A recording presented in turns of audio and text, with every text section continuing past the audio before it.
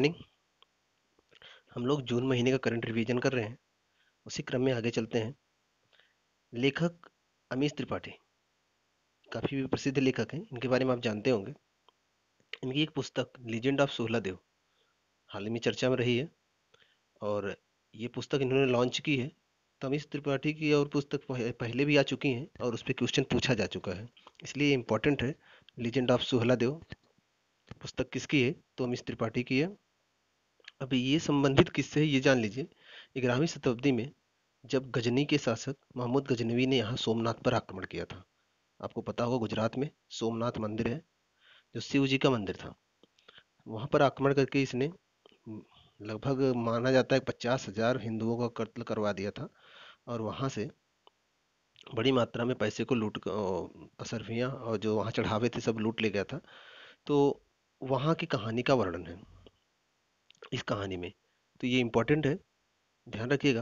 अमीश त्रिपाठी और legend of सुहलादेव ये इनकी यही पुस्तक है जो अभी हाल ही में लॉन्च की गई है। चलते हैं अगले करंट। अगला करंट देखते हैं। इंडोनेशिया का सबसे सक्रिय ज्वालामुखी माउंट मैरापी, नाम याद रखिएगा, माउंट मैरापी। हाल ही में विस्फोट हुआ इसमें और इसके विस्फोट से लगभग वायुमंडल में 6 किलोमीटर ऊंचाई तक धूल के बादल दिखने लगे हैं और काफी ज्यादा वहां पर अ, बादल बन गए हैं, जिससे कि वहां पर प्रदूषण काफी ज्यादा दिख रहा है।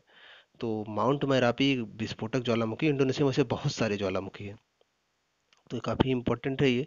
लगभग इंडोनेशिया में 500 से ज़्यादा ज्वालामुखी हैं जिसमें बहुत ज़्यादा सक्रिय है माउंट मैरापी, नाम याद रखिएगा, इंपॉर्टेंट है माउंट मैरापी। इसके पहले भी एक बार यहाँ पर माउंट मैरापी में विस्फोट हुआ था और उस समय लगभग 353 लोग मारे गए थे। देखिए, पृथ्वी के अंदर बहुत सारी प्लेटें हैं, ऐसे ऐसे बहुत सारी प्लेटें हैं। ये प्लेटें खिसकती रहती हैं और खिसकते हुए जब कभी एक दूसरे के पास आती हैं, मान लो ये प्लेट है और ये प्लेट है, अगर एक दूसरे के पास आती तो लड़ती हैं, जब टकराती हैं तो बड़ी मात्रा में ऊर्जा बनता है। तो जो प्लेट हल्की होती है वो ऊपर उठ जाती है, जो भारी होती है नीचे चली जाती है। जो नीचे जाती है तो नीचे वाला क्षेत्र बोला जाता है Benioff zone. Benioff zone, जो बेनी ऑफ जोन में जाता है वहां पर प्लेटें पिघल जाती हैं और जो ऊर्जा बनी होती है, ऊर्जा की वजह से प्लेटों के बीच में दरार हो जाता है। और यही दरार जब पृथ्वी के बाहर आ जाता है, जैसे मान लो यहाँ पर टक्कर हुआ, अब ये दरार पृथ्वी के बाहर आ गया, तो इसी दरार से लावा बाहर निकलता है। तो कुछ समय बाद जब लावा निकलना बंद हो जाता है ना, तो ये ज्वालामुखी रुक जाता है। लेकिन अचानक से फिर कभी फिर यहाँ से लावा निकलना शुरू होता है, तो यहाँ से फिर विस्फोट के साथ ज्वालामुखी बाहर निकलने लगता है। तो अब लोगों को तो पता नहीं कि आज ज्वालामुखी बंद है, फिर अचानक कब विस्फोट हो जाएगा। तो 2010 में वहाँ बड़ी संख्या में लोग आसपास मौजूद थे और अचानक से विस्फोट हुआ तो लगभग 353 लोग मारे गए। तो हालांकि ये तो पुरानी बात है, लेकिन इस समय जो चर्चा में है वो माउंट मैरापी है। क्वेश्चन केवल ये आ सकता है कि माउंट मैरापी कहाँ है, तो आपको ये पता होना चाहिए कि माउंट मैरापी एक सक्रिय ज्वालामुखी है जो इंडोनेशिया में है। चलते हैं अगले करंट पर। अगला करंट देखते हैं। विजय खंडूजा। विजय खंडूजा को जिम्बाब्वे में भारत का नया राजदूत बनाया गया है। हमने आपको राजदूत के बारे में बताया था। भारत सरकार विदेशों में रह रहे अपने नागरिकों की रक्षा के लिए छोटे छोटे दूतावास बनाती है और इन दूतावासों में एक आदमी नियुक्त करती है। ये जो आदमी नियुक्त होता है यही राजदूत कहलाता है और वो वहाँ के लोगों के हितों के लिए कार्य करता है। तो जो जिम्बाब्वे में नए राजदूत बनाए गए हैं वो हैं विजय खंडूजा। उनका नाम याद रखिएगा, विजय खंडूजा। जिम्बाब्वे में भारत के नए राजदूत बनाए गए हैं। चलिए अगला करंट देखते हैं। राजस्थान सरकार, आपको पता होगा राजस्थान में कांग्रेस की सरकार है, तो सिंपल सी बात है, इंदिरा रसोई योजना वही चलाएगी, क्योंकि बीजेपी की सरकार तो चलाएगी नहीं। ये केवल एक तरीका है याद करने का, जरूरी नहीं बीजेपी की सरकार ना चलाए, लेकिन ऐसा नहीं होता है। जिसकी सरकार होती है तो उसी से जुड़े हुए आदमियों के जो पर्सन्स होते हैं उन्हीं के नाम पे योजनाएं चलाई जाती हैं। तो अगर कभी ऐसा मिले तो आपके दिमाग में होना चाहिए कि वहाँ सरकार किसकी हो सकती है। तो इंदिरा रसोई योजना चलाई है राजस्थान सरकार ने और राजस्थान में इस समय कांग्रेस की सरकार है।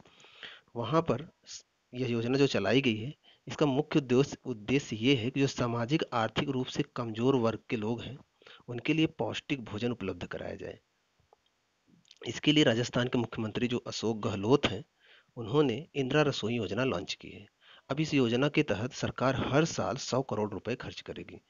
इसका केवल उद्देश्य ये है कि लोग जो गरीब हैं वो भूखे ना सोएं, उनके लिए कम से कम दाम पर भोजन उपलब्ध किया जा सके। तो इसके लिए सरकार प्रत्येक गांव के प्रत्येक जिले में संपर्क करेगी और वहां पर गैर सरकारी संगठनों, एनजीओ ही खासकर इसमें मदद कर सकते हैं, क्योंकि एनजीओ खुद गरीबों के लिए ही काम करते हैं। आपको एनजीओ के बारे में हम बताए होंगे, नॉन गवर्नमेंट ऑर्गेनाइजेशन होते हैं जो खुद से स्वेच्छा से जो खुद से गरीबों के लिए काम करते हैं।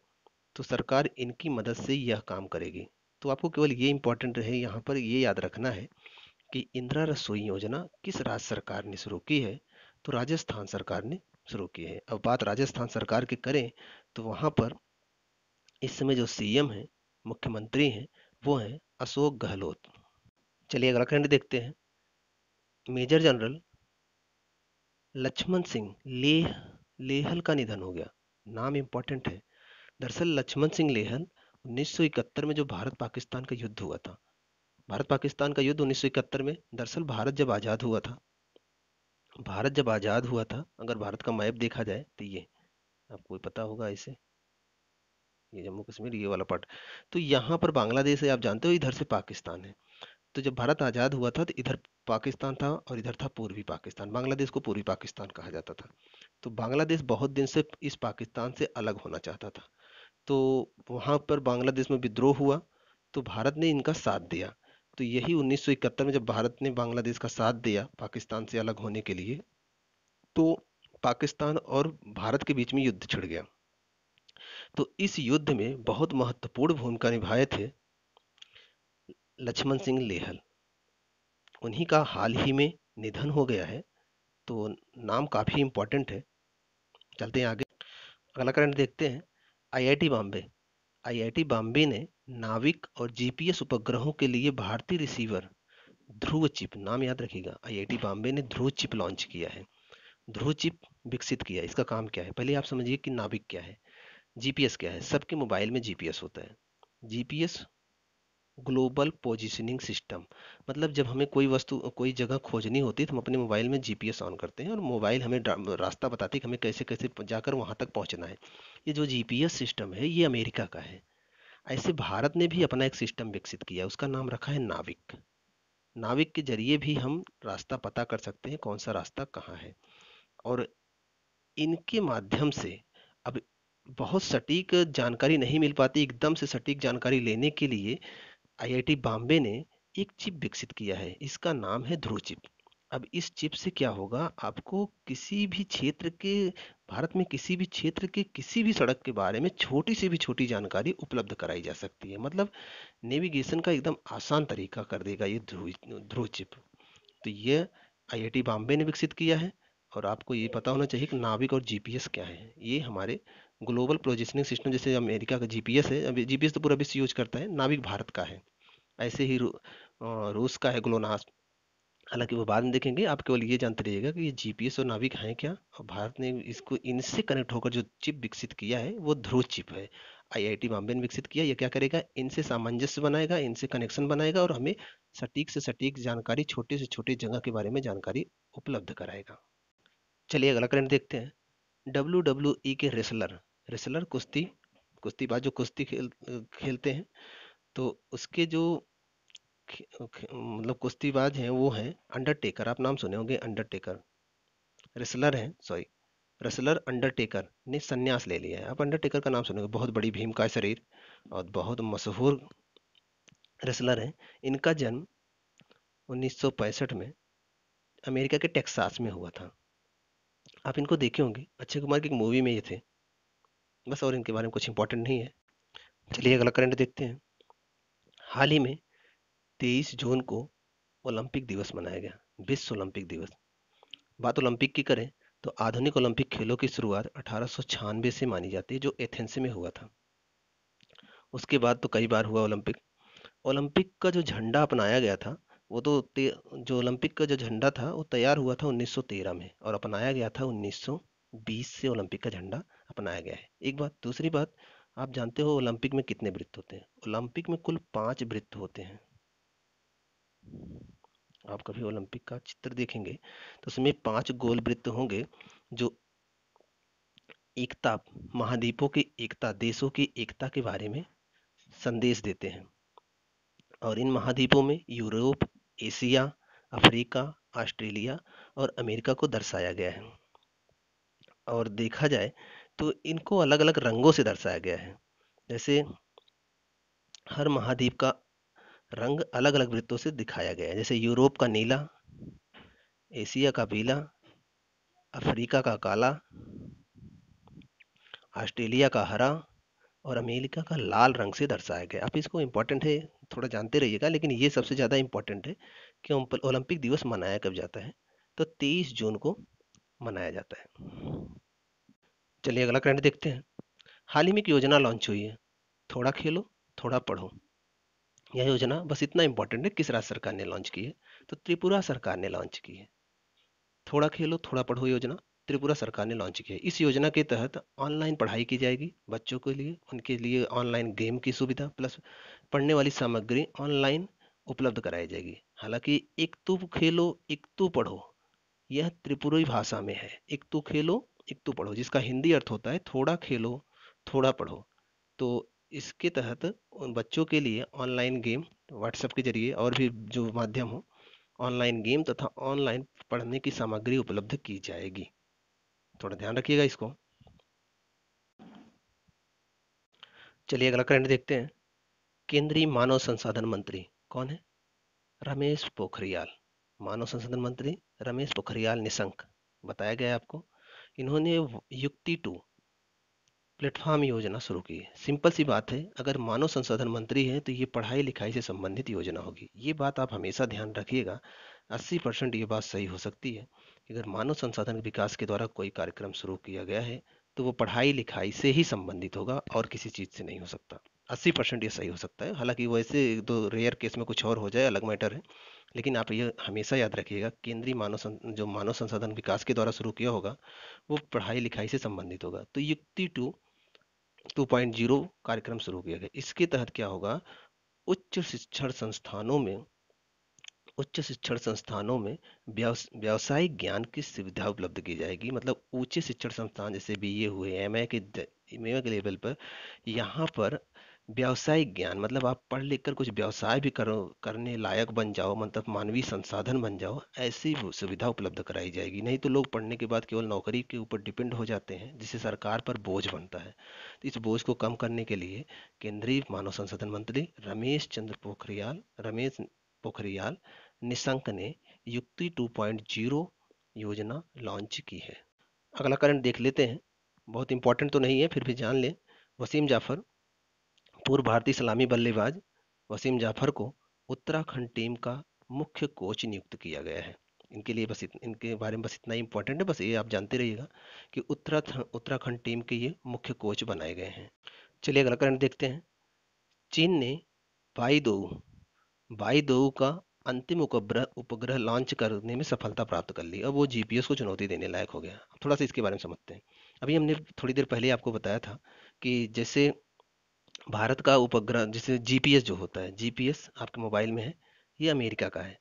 जीपीएस क्या करता है, हमें लोकेशन देता है, हर जगह की जानकारी देता है। हम कोई भी जानकारी मोबाइल में टाइप करके वो स्थान खोज सकते हैं कहाँ पर है, जीपीएस के माध्यम से। तो ऐसे ये तो अमेरिका का है, अमेरिका ने पूरे विश्व के लिए उपलब्ध कराया। अब उपलब्ध कैसे कराया, ये देखिए। जैसे मान लीजिए पृथ्वी है, पृथ्वी के ऊपर ऐसे चारों तरफ अमेरिका ने अपने उपग्रह बिछा रखे हैं। अब ये उपग्रह क्या करता है, पूरी पृथ्वी को कवर करता है। जब पूरी पृथ्वी को कवर करेगा तो पूरी पृथ्वी का लोकेशन देगा। पूरी पृथ्वी का लोकेशन इसी के माध्यम से जीपीएस काम करता है। अब कोई देश केवल अपना ही लोकेशन केवल टारगेट करना चाहता हो तो वो अपना सिस्टम लॉन्च करे। तो भारत ने केवल अपना लोकेशन टारगेट करने के लिए अपने देश के ऊपर कुछ उपग्रह, शायद 7 उपग्रह लगाए हैं। वो केवल भारत से या भारत और भारत से अगल बगल 1500 किलोमीटर के आसपास के क्षेत्रों का कवर करते हैं। इसी तरह से चीन भी पृथ्वी के ऊपर अपने उपग्रह लगा रहा है ताकि उसे किसी के उपग्रह पर निर्भर ना हो। तो वो भी चारों तरफ उपग्रहों का जाल फैला रहा है ताकि पूरी पृथ्वी को कवर कर सके। और जैसे जिस तरह जीपीएस पूरे विश्व में है, उसी तरह से इसका बाईदोउ भी पूरे विश्व में रहे। तो इसके लिए उसने अंतिम उपग्रह भी लॉन्च कर दिया। अब क्या होगा, लगभग उसका पूरा पृथ्वी का कवर करने का कार्य पूरा हो गया होगा और इस तरह से जीपीएस की तरह बाईदोउ भी कार्य करने लगेगा। तो आप याद रखिएगा, बाईदोउ चीन का है, जीपीएस अमेरिका का है, भारत का क्या है? नाविक। अभी आपको बताया गया था। चलते हैं अगले करंट में। चलिए अगला करंट देखते हैं। हिमाचल हिमाचल प्रदेश ने 2020 का ई पंचायत पुरस्कार जीता है। हिमाचल प्रदेश ने 2020 का ई पंचायत पुरस्कार जीता है। दरअसल इसने अपने पंचायत में लगभग हर पंचायत में इंटरनेट सुविधा उपलब्ध करा दिया है, जिसके माध्यम से वो अपनी सभी योजनाओं को हर जगह पहुंचाने में कारगर है। इसलिए हिमाचल प्रदेश को ई पंचायत पुरस्कार 2020 प्रदान किया गया। इंपॉर्टेंट है, याद रखिएगा। अगला करंट देखते हैं, ये भी इंपॉर्टेंट है। अभी 21 जून को विश्व योग दिवस मनाया गया, आप जानते होंगे। और इसी बार यह निर्णय लिया गया कि एक विश्वविद्यालय भारत के बाहर भी स्थापित किया जाए। तो पहला भारत से बाहर दुनिया का पहला योग विश्वविद्यालय अमेरिका के लॉस एंजल्स में स्थापित किया जा रहा है। ये इंपॉर्टेंट है, आप याद रखिएगा। और इस बार जो योग दिवस मनाया गया था, ये छठवां था। आपको पता होगा कि 2014 में संयुक्त राष्ट्र संघ में इसका योग दिवस मनाने के लिए बात हुई थी और 2014 में मान्यता मिली थी। 2015 में हम लोग पहली बार योग मनाए थे। तो 2015 से अगर जोड़ेंगे 2020 में छठवां था। और इसी बार यह निर्णय लिया गया कि एक योग विश्वविद्यालय भी स्थापित किया जाएगा। तो हालांकि भारत में तो योग विश्वविद्यालय स्थापित करने की बात चल ही रही है और स्थापित भी किया जा रहा है। और भारत से बाहर अगर कहीं विश्वविद्यालय स्थापित किया जाएगा तो वो लॉस एंजल्स में, कहाँ है? अमेरिका में है। इंपॉर्टेंट है। केंद्रीय मंत्री, अगला करंट देखते हैं। केंद्रीय स्वास्थ्य मंत्री, आपको पता होगा, हर्षवर्धन है। हर्षवर्धन ने e blood service mobile application launch किया है। इसके तहत क्या होगा? इस मोबाइल एप्लीकेशन के तहत अगर किसी को ब्लड चाहिए या फिर ब्लड को डोनेट करना चाहता है, तो इस एप्लीकेशन के माध्यम से वो अपनी सर्विस से मतलब अपना ब्लड दे भी सकता है और ले सकता है। तो बहुत लोगों का जो डेथ हो जाता है, वो ब्लड नहीं पाते, तो इस एप्लीकेशन के जरिए उनको जल्दी मिल भी सकता है और जो लोग ब्लड डोनेट भी कर सकता है आसानी से कर भी सकते हैं। तो e blood service mobile app launch किया गया है, केंद्रीय मंत्री हर्षवर्धन ने लॉन्च किया है। चलिए अगले करंट में चलते हैं। अगला करंट यूपी के लिए काफ़ी इंपॉर्टेंट है। यूपी के कुशीनगर एयरपोर्ट को अंतर्राष्ट्रीय एयरपोर्ट का दर्जा दिया गया है। कुशीनगर आप जानते हो, एक बौद्ध धर्म का धार्मिक स्थल भी है, बौद्धों से संबंधित है। यहीं पर गौतम बुद्ध की मृत्यु हुई थी। तो यहाँ का जो कुशीनगर एयरपोर्ट है, इसे अंतर्राष्ट्रीय एयरपोर्ट का दर्जा दिया गया है। काफ़ी इंपॉर्टेंट है। राष्ट्रीय और अंतर्राष्ट्रीय में थोड़ा अंतर समझ लीजिए। जो राष्ट्रीय एयरपोर्ट होते हैं ना, वो एक देश के भीतर, जैसे दिल्ली से कलकत्ता, दिल्ली से चेन्नई, दिल्ली से मुंबई, यहीं पर उड़ान भरते हैं। ये घरेलू हवाई अड्डे होते हैं। लेकिन जो अंतर्राष्ट्रीय होते हैं, वो एक राष्ट्र से दूसरे राज्य से, अ, भारत से अमेरिका, भारत से चीन, जापान, किसी दूसरे देश में जो जाते हैं, तो ये अंतर्राष्ट्रीय हवाई अड्डे होते हैं। तो कुशीनगर को अंतर्राष्ट्रीय हवाई अड्डे का दर्जा दिया गया है। अगला करंट देखते हैं। पाकिस्तान के इस्लामाबाद में पहला हिंदू मंदिर, श्री कृष्ण का मंदिर की नींव रखी गई है। तो ये इंपॉर्टेंट है क्योंकि पाकिस्तान धर्म के नाम पर अलग हुआ था और इस्लामिक कंट्री है। अगर वहाँ कोई हिंदू मंदिर बन रहा है तो चर्चा में तो रहेगा ही। तो पाकिस्तान के इस्लामाबाद में कृष्ण की मंदिर बनाई जा रही है, जिसके लिए खुद पाकिस्तान सरकार 100 मिलियन खर्च कर रही है। अगर पाकिस्तान की बात करें तो पाकिस्तान के जो प्रधानमंत्री हैं इमरान खान है और राजधानी लाहौर है। इस मंदिर को बनाने से केवल फायदा ये होगा, धार्मिक सौहार्द बढ़ेगा, प्रेम भाव बढ़ेगा। जो इतनी कट्टरता है भारत पाकिस्तान के बीच में, शायद कुछ कम हो सके। तो ठीक भी है। चलिए अगला करंट देखते हैं। त्रिपुरा सरकार ने त्रिपुरा सरकार ने मुख्यमंत्री मातृ पुष्ट पुष्टि योजना शुरू की है। इस योजना के तहत त्रिपुरा सरकार क्या करेगी? जो गर्भवती महिलाएं हैं उनके पोषण का ध्यान रखेगी। इसके लिए लगभग 40,000 महिलाओं को लक्षित किया जाएगा और उनके लिए एक किट प्रदान की जाएगी। और इस किट में मूंगफली, सोयाबीन, मिश्रित दाल, गुड़ और खाद्य सामग्री होंगी, जो उनके स्वास्थ्य के लिए और पोषण के लिए बहुत इंपॉर्टेंट होंगे। तो आप केवल इतना याद रखिएगा, त्रिपुरा सरकार ने मुख्यमंत्री मातृ पुष्टि योजना शुरू की है, जो गर्भवती महिलाओं के स्वास्थ्य से संबंधित है। अगला करंट देखते हैं। राजेश शुक्ला गुजरात के 5वें लोकायुक्त बनाए गए हैं। आपको बताया गया है, एक होता है लोकपाल और एक होता है लोकायुक्त। तो राजेश शुक्ला लोकायुक्त बना है। दरअसल लोकपाल केंद्र में होता है और राज्यों में लोकायुक्त होता है। काम क्या होता है? भ्रष्टाचार कोई ना कर सके, कोई मंत्री इधर उधर गड़बड़ी ना कर सके, इन सब की जांच करने के लिए, अगर कोई कर रहा है ऐसा तो इनकी शिकायत लोकपाल को की जाती है, लोकपाल इसकी समीक्षा करता है केंद्र में। और अगर यही काम अगर राज्यों में हो, राज्य में कोई विधायक गड़बड़ी ना करे, धांधली ना करे, भ्रष्टाचार ना करे, इन सब की जांच के लिए राज्यों में भी जो होता है वो लोकायुक्त होता है। देखो, ये राज्य और केंद्र में ही नहीं होते, बैंकों में भी लोकपाल होते हैं, जो बैंक में धांधली ना हो, कोई किसी को परेशान ना करे, ग्राहकों के साथ असुविधा ना हो, इन सब की जांच के लिए बैंकों में भी लोकपाल होते हैं। तो आप ये याद रखिएगा कि राजेश शुक्ला को गुजरात का 5वां लोकायुक्त बनाया गया है। चलिए अगला करंट देखते हैं। केरल सरकार ने KSF लैपटॉप योजना 2020 शुरू की है। अब डिजिटल डिवाइस को बांटने के उद्देश्य से केरल सरकार लैपटॉप योजना शुरू की, 2020 में शुरू की है। इसके तहत क्या होगा कि यह 15,000 रुपये पर जरूरतमंदों को लैपटॉप उपलब्ध कराएगी। लेकिन ये पैसा सरकार नहीं देगी, यह पैसा सर वो जो इंसान, जो भी लोग इस लैपटॉप को लेंगे उनको 500 रुपये हर महीने के हिसाब से 30 महीने में जमा करना होगा। तो ये इम्पोर्टेंट है। और देखा जाए, केरल की राजधानी तिरुवनंतपुरम है और केरल के जो मुख्यमंत्री हैं पिनराई विजयन है। चलिए अगला करंट देखते हैं। हाल ही में निर्णय लिया गया है कि जो अगला विश्व कप होगा फीफा का महिला, फीफा आपको बताया है विश्व स्तर फुटबॉल की एक संस्था है, तो फीफा महिला विश्व कप 2023 का जो आयोजन होगा, फीफा महिला विश्व कप 2023 का जो आयोजन होगा वो ऑस्ट्रेलिया और न्यूजीलैंड में होगा। दोनों संयुक्त रूप से इसका आयोजन करेंगे। तो इम्पोर्टेंट है, ऑस्ट्रेलिया और न्यूजीलैंड मिलकर फीफा महिला विश्व कप 2023 का आयोजन करेंगे।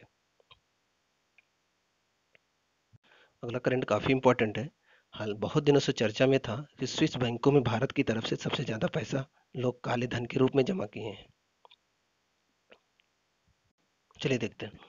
बहुत दिन से चर्चा में था कि भारत का बहुत सारा पैसा स्विस बैंक में है और जो काले धन के रूप में है विश्व में सबसे ज्यादा होगा, ऐसे बहुत बार बाबा रामदेव मतलब बोल रहे थे, और भी बहुत सारे लोग ये कह रहे थे कि भारत का सबसे ज्यादा पैसा काले धन के रूप में स्विस बैंकों में है, उन्हें भारत में अगर लाया जाए तो भारत की गरीबी दूर हो सकती है। तो ये जब चर्चा में था तो इसका ये निर्णय लिया गया, मतलब विश्व स्तर पे ये सोचा गया कि क्यों ना एनालिसिस किया जाए किस देश का स्विस बैंक में सबसे ज्यादा पैसा है। जब एनालिसिस किया गया तो पता चला कि स्विस बैंक में जमा पैसे के मामले में भारत विश्व में 77वें स्थान पर है। कितना पीछे है? इसका मतलब क्या है कि भारत से ज्यादा और भी देश हैं जो वहां पर पैसा रखे हैं। और इसमें देखा जाए तो पाकिस्तान 99वें स्थान पर है, बांग्लादेश 85वें स्थान पर है, श्रीलंका 148वें स्थान पर है, नेपाल 118वें स्थान पर है, म्यांमार 186वें स्थान पर। हालांकि ये इंपॉर्टेंट नहीं, भारत का याद रखिए, भारत का 77वां स्थान है स्विस बैंक में पैसा रखने के मामले में। और इस सूची में अगर देखा जाए कि पहले दूसरे स्थान पर कौन है, तो पहले स्थान पर वही अमेरिका है, सॉरी पहले स्थान पर ब्रिटेन है। ब्रिटेन पहले स्थान पे, इंपॉर्टेंट है याद रखिएगा। भारत का स्थान 77वां है, 77। ब्रिटेन का स्थान पहला है, अमेरिका का स्थान दूसरा है और तीसरे स्थान पर वेस्ट इंडीज देश है। अब इनका सबसे ज्यादा पैसा स्विस बैंकों में है। और देखा जाए स्विस बैंक का मुख्यालय जो है ज्यूरिख है। ज्यूरिख में कहाँ है? स्विट्जरलैंड में ज्यूरिख है, वहाँ है। और स्विस बैंक के जो इसमें अध्यक्ष हैं वो हैं थॉमस जॉर्डन। तो जो इतने दिन से हल्ला मचाया जा रहा था कि भारत का सारा पैसा वही है, अगर देखा जाए तो भारत इस क्रम में 77वें स्थान पर है, बहुत पीछे है। हालांकि ब्रिटेन अमेरिका तो इससे भी आगे है। अगला करंट देखते हैं। महाराष्ट्र सरकार ने महापरवाना योजना शुरू की है। अब ये समझिए महापरवाना योजना क्या है। दरअसल जब कोई कंपनी कहीं पर निवेश करती है या फिर अपने आप को स्टेब्लिश करने की शुरुआत करती है तो उसे बहुत प्रकार के कागजात जमा करने होते हैं, बहुत प्रकार के दस्तावेज वेरीफाई कराने होते हैं, तब जाकर वो कंपनी स्टैब्लिश हो सकती है।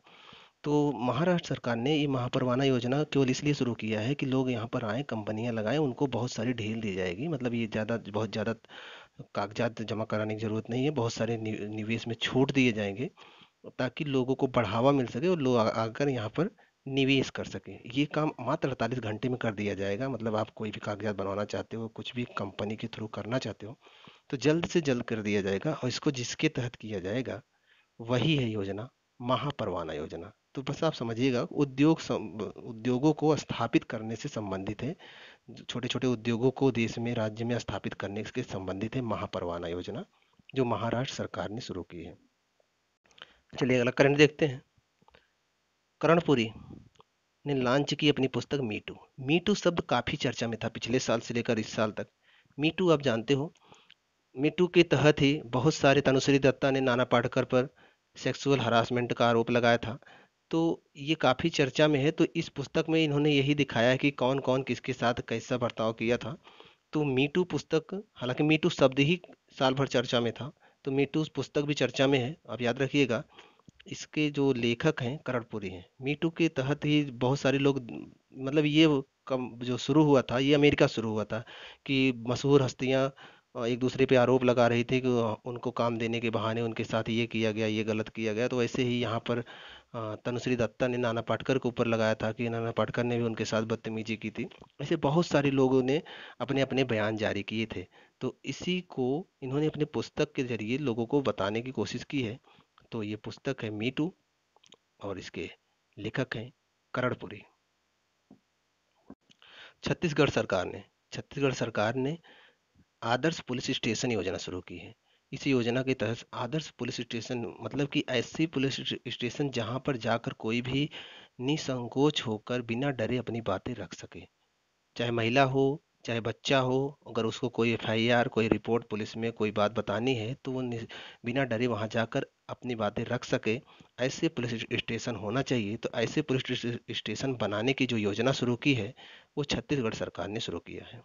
छत्तीसगढ़ की अगर बात किया जाए तो वर्तमान में जो मुख्यमंत्री हैं भूपेश बघेल हैं, और अनुसुईया उइके हैं वहाँ के गवर्नर। अगला करंट देखते हैं। राष्ट्रपति रामनाथ कोविंद ने मेडागास्कर के उसके 26 जून को जो उसने अपना 60वां स्वतंत्रता दिवस मनाया था, उसकी बधाई दी थी। तो इससे ये चर्चा में आ गया था। अगर आप अफ्रीका महाद्वीप का मैप देखें तो ऐसे अफ्रीका महाद्वीप का मैप होता है ये, और इधर उत्तरी अमेरिका महाद्वीप, इधर दक्षिणी अमेरिका महाद्वीप, इधर यहाँ भारत पड़ता है। तो ये है मेडागास्कर। तो मेडागास्कर का 60वां स्वतंत्रता दिवस अभी मनाया गया था 26 जून को। आप डेट याद रखिएगा बस, 26 जून को। तो राष्ट्रपति ने बधाई दी थी, इसलिए चर्चा में है। तो 26 जून को मेडागास्कर का स्वतंत्रता दिवस मनाया जाता है। अगला करंट देखते हैं। हाल ही में टॉप 500 कंप्यूटर सुपर कंप्यूटरों की लिस्ट प्रकाशित की गई। इस 500 विश्व के 500 सुपर कंप्यूटरों की सूची में जापान का जापान का सुपर कंप्यूटर फुगाकू फुगाकू पहले स्थान पर रहा। और इसमें ही दूसरे स्थान पर आईबीएम कंपनी का समित सुपर कंप्यूटर कंप्यूटर दूसरे स्थान पर रहा। तो आपको केवल ये याद रखना है कि जो टॉप पर है वो जापान का है, नाम है फुगाकू। चलिए अगला करंट देखते हैं। नौसेना के बेड़े में टारपीडो मारिच, इंपॉर्टेंट नाम है मारिच, मारिच को शामिल किया गया है। दरअसल इसे डीआरडीओ ने विकसित किया है। अब समझिए टारपीडो क्या होता है। टारपीडो एक प्रकार का यंत्र होता है, मिसाइल जैसा। क्या करता है, समुद्र में या फिर समुद्र की सतह पर जो जहाज होते हैं, जो पनडुब्बियां होती हैं, या उनको खोज कर जैसे दुश्मन के जहाज, दुश्मन की पनडुब्बियां कहाँ पर हैं, उनको यह खोज कर और उनको ये नष्ट कर सकता है। तो ये टारपीडो का काम होता है। तो जो नया टारपीडो डीआरडीओ ने विकसित किया है, उसी का नाम मारीच है। तो हालांकि अभी डीआरडीओ ने इसे नौसेना को सौंप दिया है, तो हमारी नौसेना शक्ति और मजबूत हो गई है। तो आप याद रखिएगा, मारीच पूछ सकता है तो क्या है, ये खोजी यंत्र है जो समुद्र में या फिर समुद्र सतह पर जहाजों को खोज कर उन्हें नष्ट कर सकता है। इसी के साथ जून महीने का करंट यहाँ से जो डिटेल है ये कंप्लीट होता है। अभी वन लाइनर करंट हम अगले वीडियो में करवाएंगे। तब तक आप लोग पढ़ते रहिए। अगर वीडियो अच्छा लगे तो प्लीज़ सब्सक्राइब करिए। तब तक के लिए वीडियो को यहीं पर रोकते हैं। अगले वीडियो में वन लाइनर पूरे जून का करंट लेकर फिर से आएंगे।